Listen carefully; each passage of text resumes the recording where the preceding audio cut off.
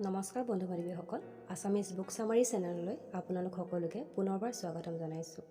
বন্ধু বান্ধৱীসকল, আজি মই আপোনালোকৰ মাজলৈ লৈ আনিছোঁ মহান মহান ব্যক্তিসকলৰ কেইটামান মহৎ লোকৰ বাণী। আহকচোন ভিডিঅ'টি আৰম্ভ কৰোঁ। স্বামী বিবেকানন্দই কৈছিল, আমি সামান্য কামকো ঘৃণা কৰা উচিত নহয়। যি মানুহে অতি সৰু কাম কৰে তেওঁ ডাঙৰ কাম কৰাজনতকৈ অলপো সৰু নহয়। কৰ্তব্যৰ ধৰণ দেখি নহয়, কৰ্তব্য সাধনৰ ধৰণ দেখিয়ে মানুহক বিচাৰ কৰিব লাগে। মহাত্মা গান্ধীয়ে কৈছিল, লোকৰ দুখ ধৰাটো বুদ্ধিমানৰ কাম, কিন্তু নিজক নিৰ্দোষী কৰাটো তাতোকৈ বুদ্ধিমানৰ কাম। হজৰত মহম্মদে কৈছিল, তুমি ঈশ্বৰক ভাল পাব খোজানে?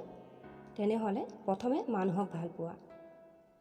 কনফুচিয়াছে কৈছিল, খঙৰ বশীভূত হৈ কাম কৰিব নেপায়।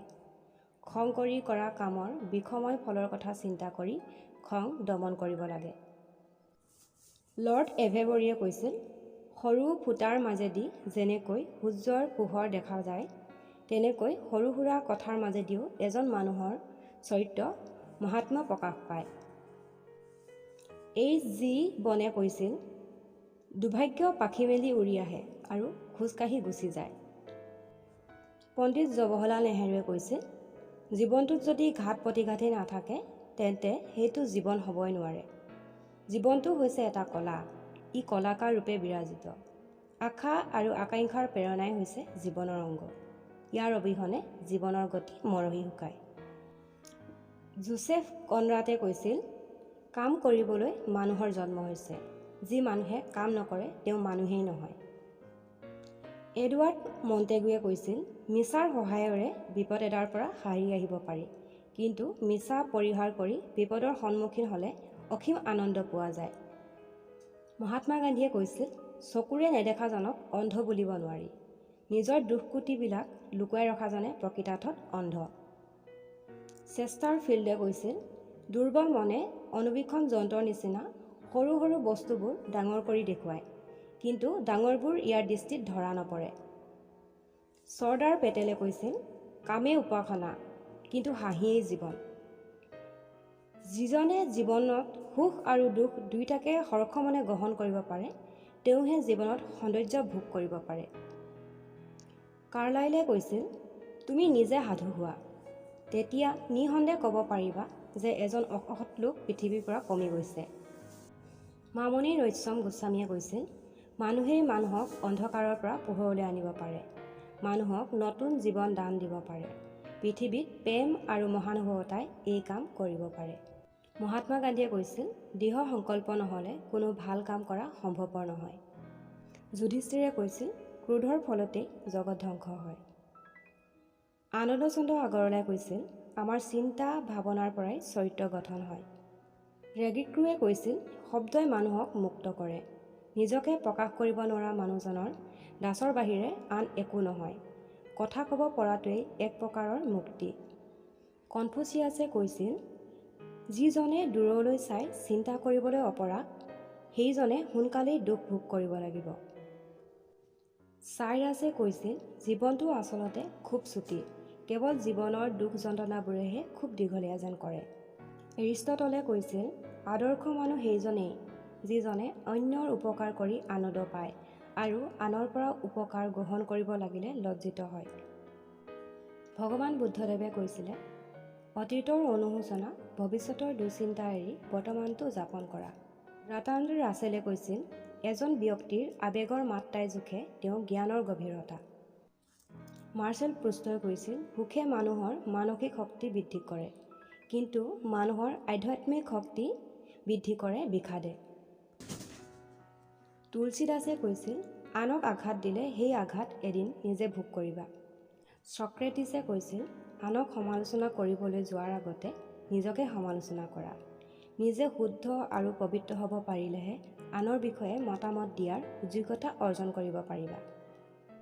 গীতাত লিখা আছে, খঙৰ পৰা মোহ হয়, মোহৰ পৰা স্মৃতিৰ ভ্ৰম হয়, স্মৃতিৰ ভ্ৰমৰ পৰা বুদ্ধি নাশ হয়, আৰু বুদ্ধি নাশৰ পৰা সকলো নাশ হয়।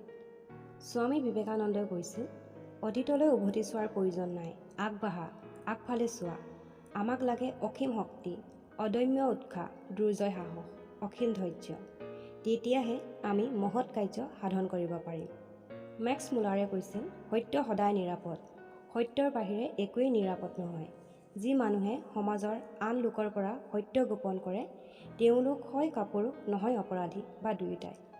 হাৰ্বাৰ্ট স্পেন্সাৰে কৈছিল, সহাৰ সীমা ৰাখি লোকক আমনি কৰিবা। তোমাৰ হেঁচা সহিব পৰাকৈ বন্দুক ব্যৱহাৰ কৰিবা। অসমৰ্থ হোৱাকৈ মগজু ব্যৱহাৰ নকৰিবা। ডেভিড ব্ৰিকলিয়ে কৈছিল, আনে তোমাৰ গালৈ দলিওৱা ইটা শিলগুটিৰে তুমি এটা সুস্থিৰ ভেটি গঢ়িবলৈ যত্ন কৰা, সফল হ'বা। ডাণ্টেই কৈছিল, শিক্ষা, গৰ্ব আৰু ধমলিপ্সা, ইহঁত তিনিটাই জুইৰ ফিৰিঙতি, ইহঁতে হৃদয়খন সম্পূৰ্ণৰূপে দগ্ধ কৰে। উইলিয়াম জেমছে কৈছিল, জীৱনক ভয় নকৰিবা, জীৱনক জীয়াই ৰাখিব পাৰিম বুলি বিশ্বাস ৰাখা। এই বিশ্বাসে তোমাক উন্নতিৰ পথত আগুৱাই লৈ যাব। ৰাজা গোপালচাৰীয়ে কৈছিল, মাক বাপেকৰ অজ্ঞানতাই হৈছে ল'ৰা ছোৱালীৰ কোমল মন বিকাশৰ হেঙাৰস্বৰূপ আৰু শেষত নিজেই নিজৰ অজ্ঞানতাৰ কাৰণে অনুতপ্ত হ'বলগীয়াত পৰে। নৰমান কাজিন্সে কৈছিল, মৃত্যুৱেই জীৱনৰ আটাইতকৈ ডাঙৰ ক্ষতি নহয়। জীয়াই থাকোঁতেই যিটো ভিতৰতে মৰি শেষ হয়, সেইটোৱেই আটাইতকৈ ডাঙৰ ক্ষতি। উইলিয়াম মৰ্টনে কৈছিল, তোমাৰ মনটো যদি একেবাৰে খুলি দিয়া, তেতিয়া বাহিৰা বহুত মানুহে তাৰ ভিতৰত নানা ধৰণৰ আজে বাজে বস্তু পেলাই দিয়াৰ সম্ভাৱনা আছে। বিছমাৰ্কে কৈছিল, প্ৰকৃত মানুহজন তিনিটা লক্ষ্যৰে চিনা যায়, উদ্দেশ্যত উদাৰতা, কাৰ্য সম্পাদনত মানৱতা আৰু কৃতকাৰ্যতাত আত্মসংযম।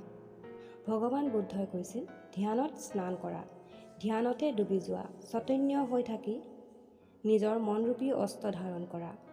এবাৰ মাত্ৰ চৈতন্যতাই জাগি থবলৈ পালে তোমাৰ দুখ দুৰ্গুণ নিজেই দূৰ হৈ যাব।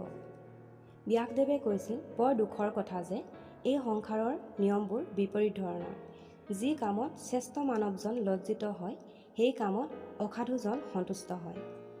ইমানুৱেল কাণ্টে কৈছিল, খন্তেক ধৈৰ্য ধৰা, অপমান দীৰ্ঘজীৱী নহয়, সত্য সময়ৰ সন্তান, এদিন সি তোমাক উদ্ধাৰ কৰিবই। জা চাইৰুলাছে কৈছিল, সমালোচকসকলে কি কয় তালৈ মন নকৰিবা। সমালোচকৰ নামত কেতিয়াও কোনেও স্মৃতিৰ শোধ নাসাজে। এৰিষ্টটলে কৈছিল, যি মানুহে কেৱল নিজকে লৈ থাকিবলৈ ভাল পায়, তেওঁ হ'ল নিজৰ আটাইতকৈ ভাল বন্ধু। আনহাতে যি মানুহে নিসংগতাক ভয় কৰে আৰু নিজৰ একো গুণ বা দক্ষতা থকা বুলি দাবী নকৰিব নোৱাৰে, তেওঁ হ'ল নিজৰ আটাইতকৈ ডাঙৰ শত্ৰু। বেঞ্জামিন ফ্ৰেংকলিনে কৈছিল, জীৱনক ভাল পোৱা নে? তেনেহ'লে সময়ৰ অপব্যয় নকৰিবা, কাৰণ জীৱন সেই বস্তুৰেই গঢ়া। তুলসীদাসে কৈছিল, তুমি যেতিয়া জন্মিছিলা তেতিয়া তুমি কান্দিছিলা আৰু আনবোৰে হাঁহিছিল। এতিয়া তুমি পৃথিৱীত এনে কিছুমান কাম কৰা যাতে তুমি পৃথিৱীৰ পৰা এদিন হাঁহি হাঁহি গুচি গ'লে আনবিলাকে কান্দে। জৰ্জ ইলিয়াটে কৈছিল, অহংকাৰী মানুহ এটা কুকুৰাৰ দৰে, সি ভাবে যে সি ডাক দিয়া বাবেহে ৰাতিপুৱা।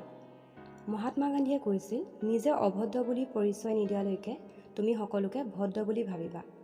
কোৰাণত লিখা আছে, দুখত কেতিয়াও ভাগি পৰিব নালাগে, কাৰণ দুখৰ পিছতে সুখ অনিবাৰ্য। লেছ ব্ৰাউনে কৈছিল, জীৱনে যেতিয়া তোমাক খুন্দিয়াই বগৰাই দিয়ে, তেতিয়া পিঠি পাৰি কৰিবলৈ চেষ্টা কৰিবা, কাৰণ তুমি যদি ওপৰলৈ চাব পাৰা, উঠিবও পাৰিবা। মহাত্মা গান্ধীয়ে কৈছিল, তুমি কি কৰিছা সেইটো তাৎপৰ্যপূৰ্ণ নহয়, কিন্তু তুমি যে কৰিছা সেইটোহে আটাইতকৈ গুৰুত্বপূৰ্ণ কথা। পদ্মনাথ গোহাঁই বৰুৱাই কৈছিল, ল'ৰা ছোৱালীক প্ৰকৃত মানুহ হ'বলৈ হ'লে শিক্ষা দিব লাগিব, ভদ্ৰলোক বা ভদ্ৰ মহিলা হ'বলৈ নহয়। ধন্যবাদ বন্ধু বান্ধৱীসকল, আশা কৰোঁ আপোনালোকক ভিডিঅ'টি ভাল লাগিল। ভাল লাগিলে শ্বেয়াৰ কৰিব, লাইক কৰিব আৰু মোৰ চেনেলটো ছাবস্ক্ৰাইব কৰিব। ধন্যবাদ।